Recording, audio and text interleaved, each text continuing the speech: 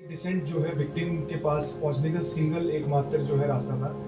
Glacier point तक तो कोई दिक्कत नहीं है, यहाँ पे शेफर्ड्स ही पहुंच जाते हैं, बट ग्लेशियर पॉइंट से नीचे विक्टिम तक 3650 तक पहुंचना was very very risky, dangerous और सबसे टफेस्ट टास्क था, क्योंकि इसका 90 डिग्री का स्लोप है, लूज रॉक्स थी और बर्फ़ के जमे हुए एक तरह से ग्लेशियर मोराइन जिसको कहते हैं वो थे। ये आज सुबह की कल दोपहर की ये पिक्चर है, जिसमें जो है वो बॉडी को रैप करके वो ऊपर आर्मी के जवान और रेंजर के जवान खींच रहे। ये फर्स्ट वीडियो है जिसमें प्राइवेट चॉपर ने लोकेशन आइडेंटिफाई की थी, बट ये कारवा शेप में जैसे सर ने बताया, ये अंदर चॉपर इसलिए नहीं जा पाया क्योंकि इसकी रोटरी क्लियरेंस नहीं थी, अदरवाइज कोशिश पहले दिन ही की गई थी कि इसको लिफ्ट करा सके। तो this was the first video और आसपास जगह देखी गई थी, बट यहाँ से आप देख सकते हैं कि 70 डिग्री 80 डिग्री से ऊपर का इसमें जो है स्लोप है,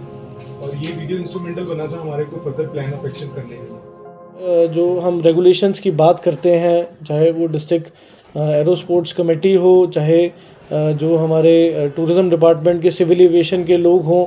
इसमें हम mainly we focus on the tandem flights, जिसमें जो टूरिस्ट को एक जो ट्रेंड पायलट हैं वो बैठाकर जो अपने पैराग्लाइडर के अंदर उनको फ़्लाइट करवाते हैं। और इसमें आपको ज्ञात होगा कि 2022 में ज़िला प्रशासन ने काफ़ी जो इसके अंदर एक कुछ कठोर स्टेप्स लिए थे, जिसकी वजह से पैराग्लाइडिंग को लगभग 1.5 महीने के लिए हमने डिज़ास्टर मैनेजमेंट एक्ट के तहत बंद भी रखा था। और उसके उपरांत जो उसके अंदर स्टेप्स लिए गए, जिसमें मार्शल्स की डिप्लॉयमेंट थी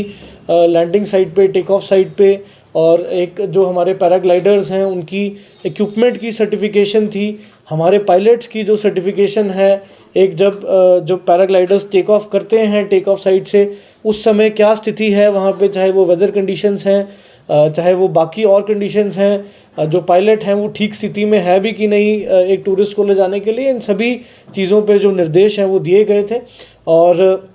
उस दिन के बाद आज तक जो कोई किसी भी टेंडम फ्लाइट के अंदर कोई भी ऐसी घटना नहीं हुई है।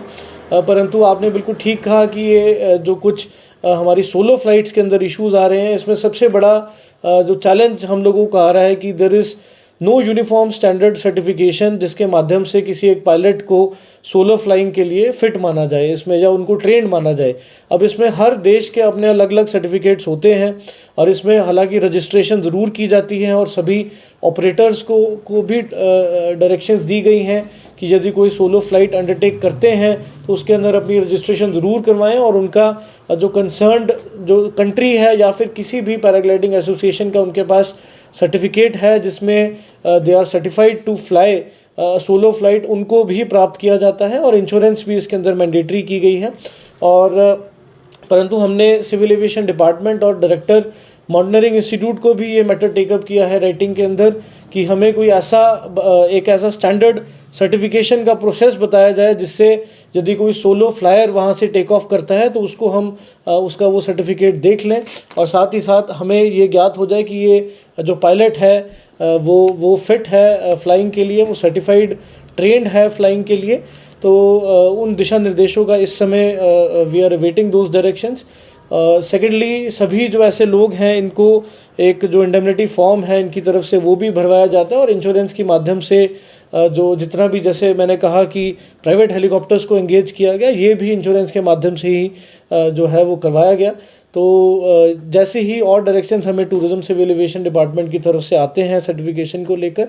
वैसे ही उन पे जो आगामी कार्रवाई है वो की जाए। इससे डिफरेंट लोकेशन से उनको वो अपनी जो सोलो फ्लाइंग के दौरान अपनी जो फ्लाइट प्लान है उससे भटक गए थे, और इसमें 4 ऐसे मामले जो हैं वो ज़िला प्रशासन के सामने आए थे, जिसमें 2 जो रशियन ओरिजिन के लोग थे, एक यूएस ओरिजिन की लेडी थी, और एक पोलैंड ओरिजिन के व्यक्ति थे जिनका जो उस समय मिसिंग थे।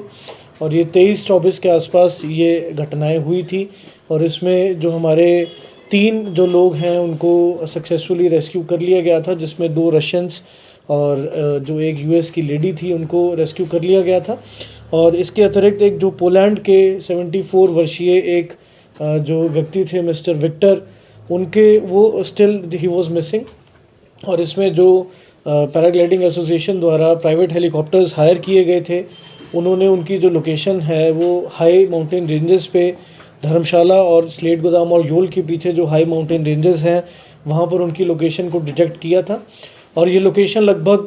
3650 मीटर अबव सी लेवल ये लोकेशन थी। और ये लोकेशन बेसिकली बहुत ही ट्रीचरस लोकेशन थी, जिसके ऊपर उन व्यक्ति का जो पैराग्लाइडर है उसको देखा गया था। और ऑलमोस्ट ये 80-90 डिग्री का एक स्टीप क्लिफ था, जहाँ पर उनकी बॉडी को उनके पैराग्लाइडर को बेसिकली पहले देखा गया, और परंतु उनकी बॉडी जो है वो उस समय विजिबल नहीं थी। तो जो प्राइवेट हेलीकॉप्टर्स हैं उन्होंने एक बार जो बेसलाइन आइडेंटिफिकेशन रखी के बाद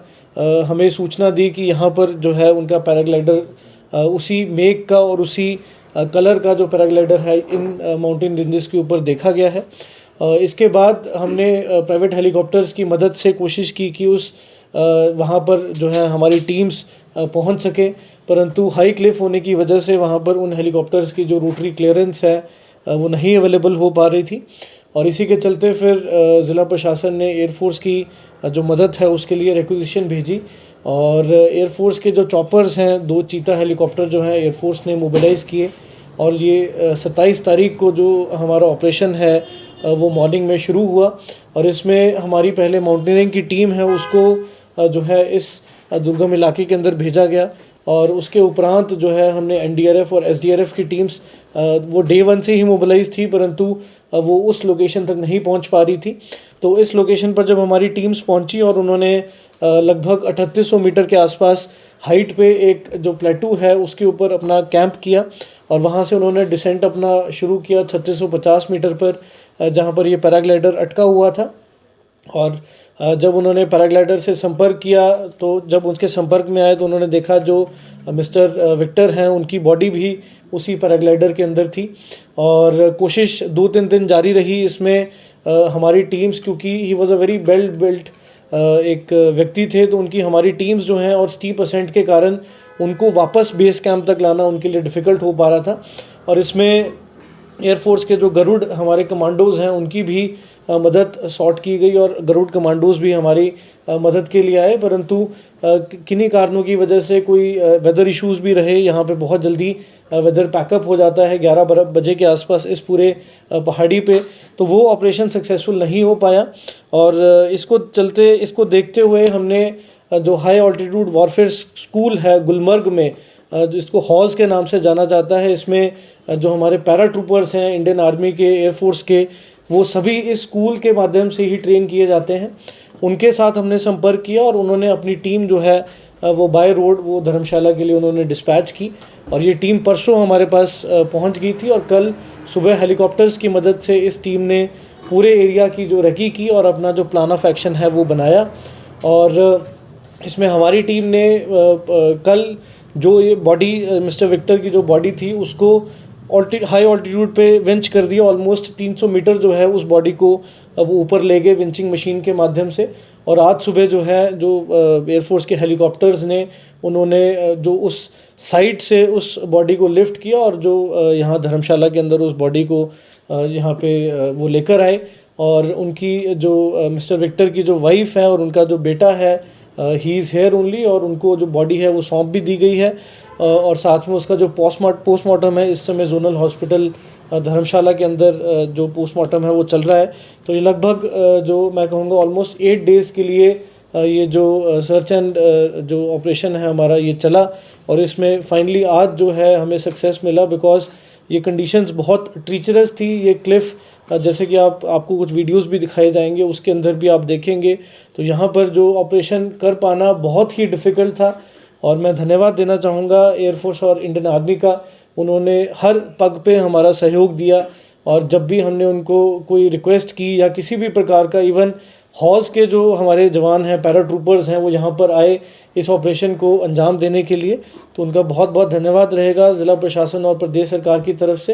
एंड बहुत ही दुखद घटना है, परंतु अल्टीमेटली जो एक क्लोजर है उनकी फैमिली को मिस्टर विक्टर की जो बॉडी है वो जो पोस्टमार्टम के बाद हैंडओवर कर दी जाएगी। और इसी प्रकार जो है मैं ये कहता हूँ कि आगे भी हमें क्योंकि जो पैराग्लाइडिंग है ये आगे भी